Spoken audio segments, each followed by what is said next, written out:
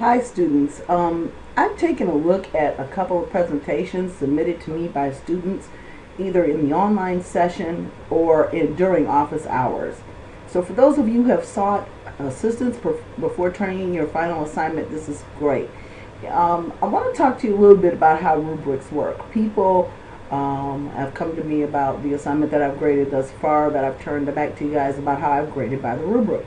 And what I try to do is I try to spread the points over a bunch of different categories so that number one, your rubric can be graded, on your presentation or your assignment can be graded on a variety of different levels, because people don't usually do things well consistently overall, but there are different places where you can get more points for the things you do well.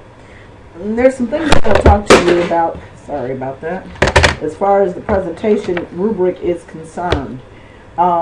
Let's start with organization.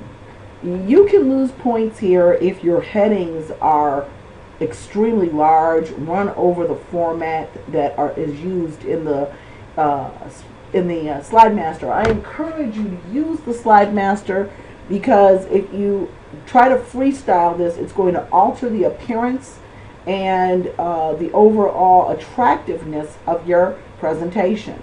I also encourage you to open that presentation on a different computer. Say if you're using a Mac, definitely open it on a PC, because when I get it, and if there are graphics that can't be seen and everything's out of alignment, it really doesn't matter how it looks on your computer. It matters how it looks on mine when I get it.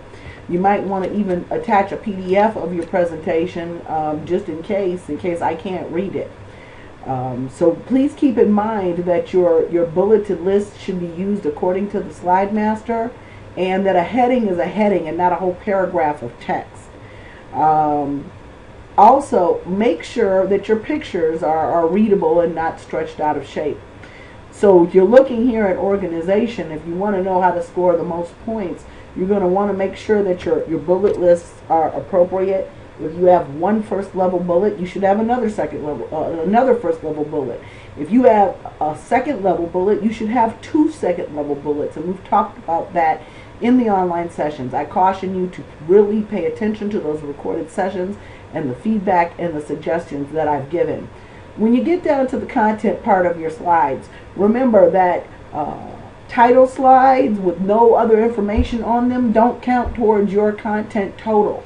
So if you've got a lot of title slides, please make sure that you've got at least 11 to 12 slides that have content in there.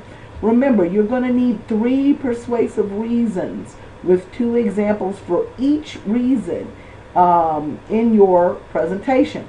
You should have strong, convincing content, and your graphics should be related to the content at hand. So I'm going to be looking for that.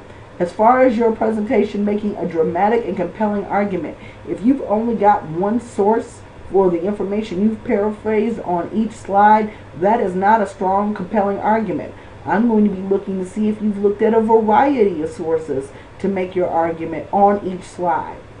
Mechanics, that goes without saying. You're really going to have to work to make sure that you don't have any errors in your presentation. But as you can see, I'm looking at a variety of other things before I'm even getting to your mechanics. Your attractiveness. Make sure, once again, that you are using the Slide Master and you're not altering text sizes or where your boxes are for your headings and your text. Use that layout tool.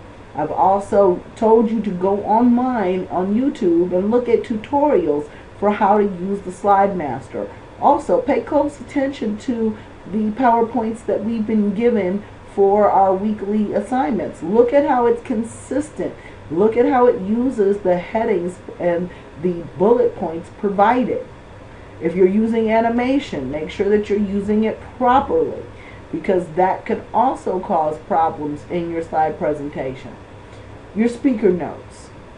Please make sure that they're detailed, but don't have a big block of a paragraph there, because that would make it hard for you to read as a presenter. Definitely going to make it hard for me to read as a professor. But also make sure that you are using the proper citations. Remember, don't just have one citation, one source for your research. That plays into how all of this works together. Make sure that other people can read your presentation. I encourage you guys over this break to share your documents via Google Docs with your fellow classmates. Download that. Don't use the preview feature in Google Docs. Download it and make sure it can be open, because I don't want to be in a situation where I get your presentation, open it, and can't read it. So make sure that a variety of people can do so. Okay? So these are some last minute tips that I can give you guys as far as your presentations are concerned.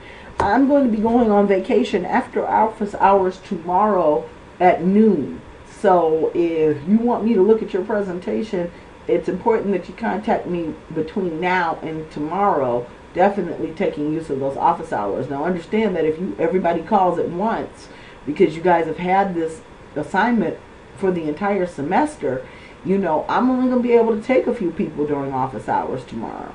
And I've already got somebody scheduled for office hours this evening. So I'm hoping that this and the 2 recorded online sessions, because there's information there, as well as the midterm session, will prepare you for turning in your assignment.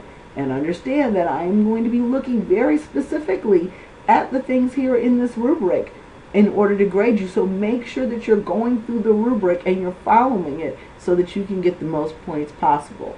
I hope this helps you guys, and I look forward to receiving your assignments.